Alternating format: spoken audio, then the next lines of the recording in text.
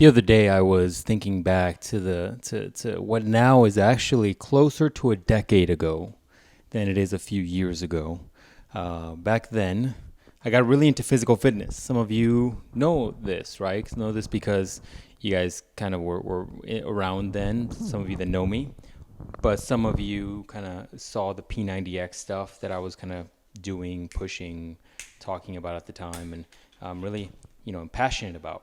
And that was the point where I was already working out for a while, but that was really when I started getting into training and nutrition and getting into things like far on a deeper level, doing a lot of research on nutrition and really trying to figure it out, right? I think it's very empowering when you can figure certain things out like that in your life, because then you have the ability to tweak your diet. And I was having a lot of fun with that because I was able to get a grip, right? When you grow up as like a chunky, borderline, maybe even obese child, like I did, having the ability to tweak your training and diet and manipulate it to get results is very empowering. I won't lie to you. And this is another reason why whenever I try to help people, I'm always like, you have to learn this. Because dieting is like, I say this analogy far too much. Dieting is a lot like, an ocean current. You're going to be going in and out, not necessarily of dieting, because some people have a hard time with that word, but you're going to be going in and out of caloric intakes. Why? Because life is complicated and people need to eat, and you go on vacations, and maybe there's times where you consume a lot more alcohol, or maybe you're partying, whatever it is, man. Lifestyles change throughout your life. You go to lifestyles where you're young and partying, and then your metabolism changes, and you have kids, and a lot of things change. Okay, so the ability for you to manipulate your own diet and your own training is very, very, very important in my mind.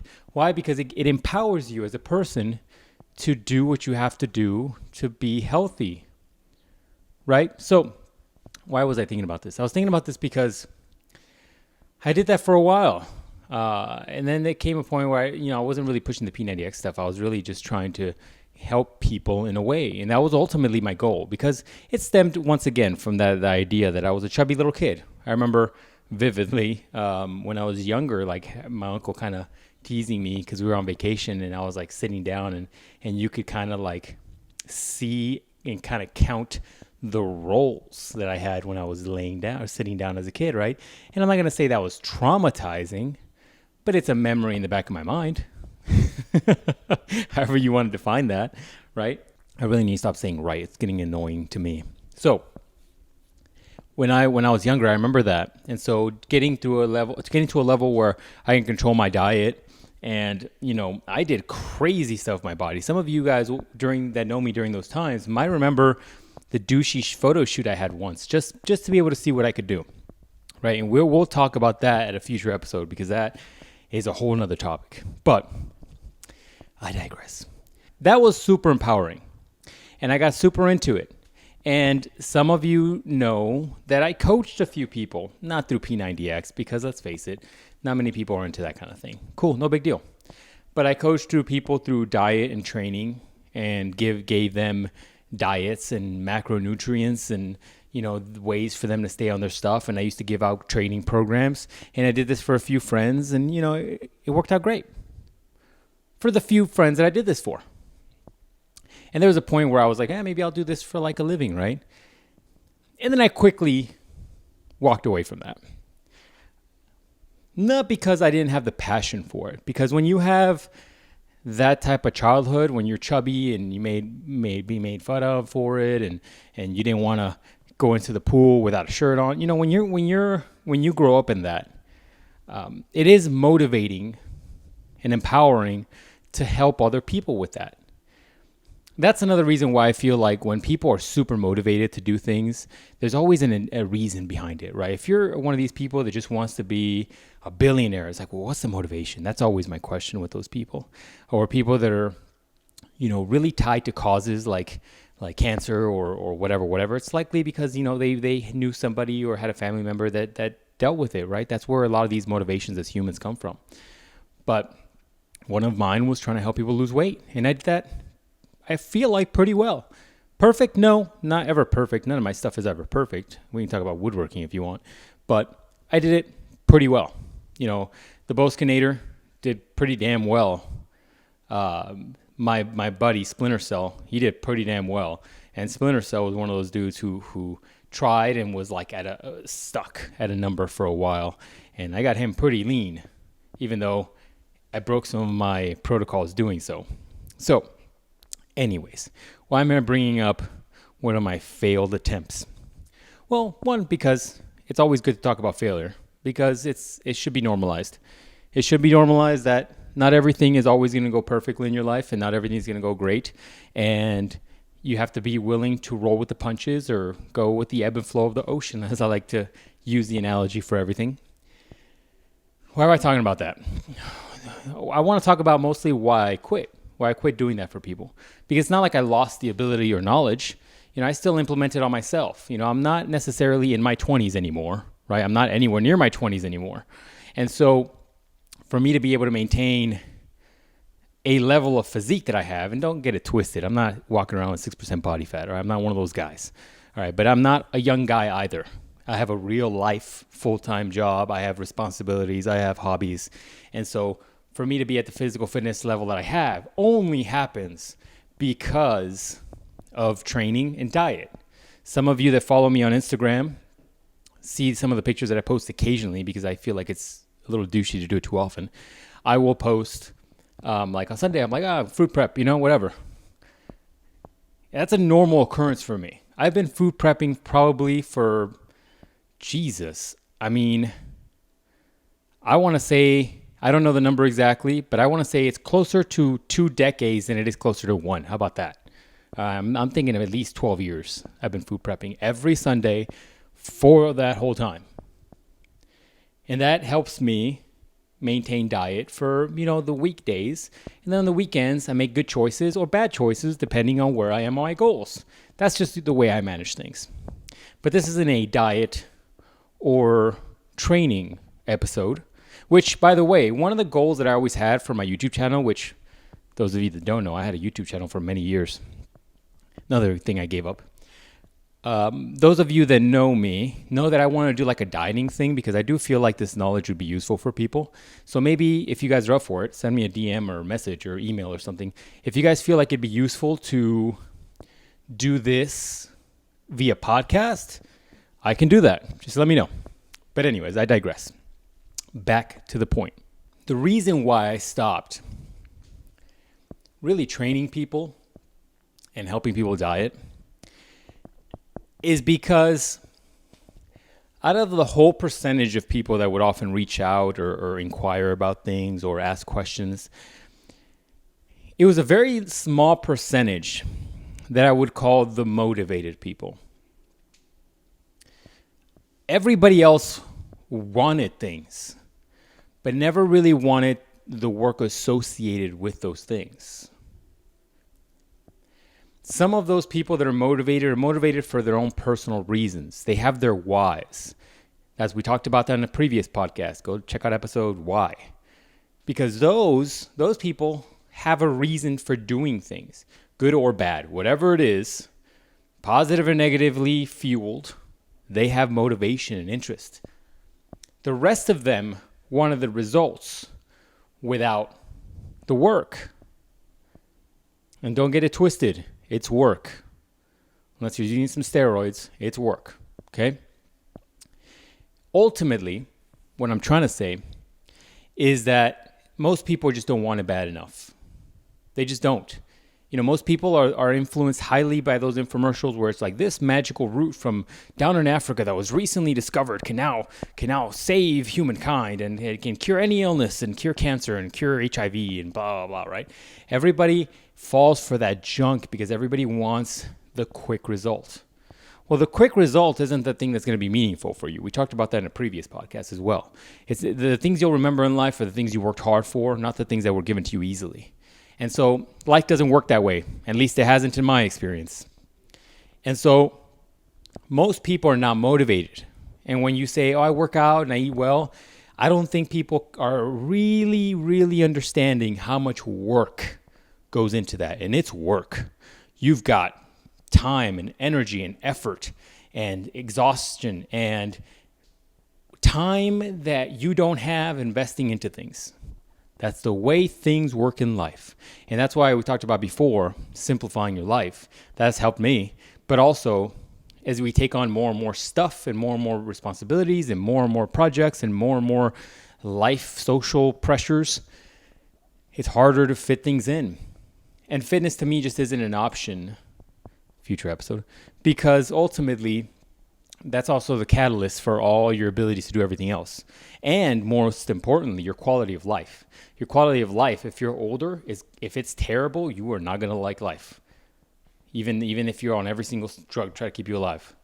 I would rather be a healthy person that is still able to take care of themselves and do whatever, versus being somebody that needs somebody to take care of them, right? But I digress. People don't want things badly enough. And when I started smelling that in people, I would automatically be like, think about it, get back to me. I'm not a guy that's going to... This is another reason why you can't do it as a business, because I'm not a guy that will take your money and not give you results. If I'm taking your money, we're getting shit done. And it's a mutual beneficial relationship where I feel like I'm getting paid for my services and you're getting the results you want. If you're not getting the results you want, then I feel a little guilty about that, even though it's not my fault, because people don't want it bad enough. You don't have a reason for wanting it bad enough. It's not important enough to you. And that brings me to the point of my topic this week. Might be a shorter one, but bear with me. The reason why we talked about last week's podcast about quitting with those little voices. When those little voices creep into your brain, whether it's telling you to stop working out or stop dieting or just stop running or stop doing whatever you're doing, right? When those little voices creep into your head and you listen to them, you've lost. You've lost because you gave in. See, the problem that I felt like most people had is not that they lacked maybe the interest, they lacked the drive for sure. But you know what it was really? And it comes down to something as simple as this. You, apart from wanting it, you give yourself the choice. And that's where you made the mistake. You see, there's a lot of times where I come home exhausted. I've worked 30 plus hours in 2-3 days. Freaking exhausted. I don't feel like doing shit. I just want to go home, eat, go to sleep. And sometimes I do that. I won't lie to you. But I will say that when I'm in those workouts and when I'm doing these things and those little voices creep in, those voices have to be ignored. And you don't have to give yourself a choice. This is the problem. We have too much. The ability to have choices these days is exponentially increased. We have too many choices. This is why you'll get in cars with people and they'll instantly change songs over and over and over, even though it's a good song. And even though that if you were on a radio station where you had no other options, you would likely hear that song and be like, oh man, it's a good song. But the choices that are available, that FOMO, continues people from going to the next song, to the next song, to the next song. You have too much choice. And so therefore you can't make a selection because the possibilities are endless. And it's the same thing with life. And it's the same thing especially with physical fitness when it came to these people. You're giving yourself the choice or the option to not do something when you know you should be doing it. There are times in life where you very much so need to remove your choice, your ability to say, no, I'm not going to do this. You should do it because it's the right thing for you to do. Whether it's returning the freaking grocery cart so somebody doesn't have to go out of their way to get your grocery cart. Whether it's you helping that old woman pick up things from the top shelf. Whether it's you sitting there and doing the right thing by helping, an older woman open the door or something. Whatever it is you're giving yourself a choice. And in certain things in life, like your physical fitness and your ability to work out or your ability to continue to keep going or your ability to do what's right for you and your family and your health, you're giving yourself choice. And I think at times that choice should be removed. You should be steadfast.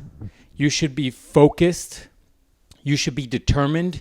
You should have nothing but your eyes focused and deadly set on your goal. There should be no other thing on your mind. When you're in there and you're doing a crazy workout, as some of you know that I sometimes do on my personal page, I work out and sometimes I don't want to work out. And I know I have 3 more sets to go and they're hard freaking sets. And it's not like, oh man, let me just take a little extra break. No, man the fuck up and let's go. Have you passed out? Have you thrown up? No, then man the fuck up and let's go. Choice is also a detriment because choice is crippling. When you have so many choices, so many possibilities, that in itself makes you stumble in your convictions because you think there's always more. You don't want to miss out on something. You don't want to not do something. You don't want to have the opportunity to do something. There's times in life where as a man or a woman with conviction, you need to make the choice and own it, whether it's a good or bad choice. And so if you choose to be a person that says, no, I'm not going to work out, then own it. Suck it up, buttercup. You made the choice not to work out. You made the choice not to take care of yourself. It's on you. Own it. But if you want to be a person that's far more determined, don't even give yourself the choice. There is no stopping mid-workout. There is no, I should be kind of slowing down because my heart rate's a little high. No, there's no choice. You move forward. You get shit done. That's the way that you should just look at this, especially when you're undergoing hard endeavors. Because hard endeavors take conviction. Whether it's, once again, choosing a new career path, whether it's, creating a little startup company, whether it's continuing to push your physical fitness, whether it's continuing to push those 2 jobs so you can provide for your family, whatever it is, remove the choice. Eyes on the prize. Focus your eyes on what you're trying to do. Don't even give yourself the option to stop. You go forward. And if half of the people that I talk to during my training phase in life, if at least half gave themselves little to no choice and just move forward with the plan, they would be far healthier. And those of you that are struggling with things, whether it's losing weight, finding the time to work out, not choosing proper meals, maybe drinking less, maybe doing less drugs or no drugs, whether it's making better choices about your life, whether it's making better choices with your relationships, it all comes down to a choice. You choose to do the wrong thing, which puts you back in the hole. At what point is the wrong choice going to be removed from your table of options? At what point are you going to choose to say, no, that's not the right thing for me to do. Let me do the right thing. So start with removing the choice and doing the right thing. We'll see you guys next week.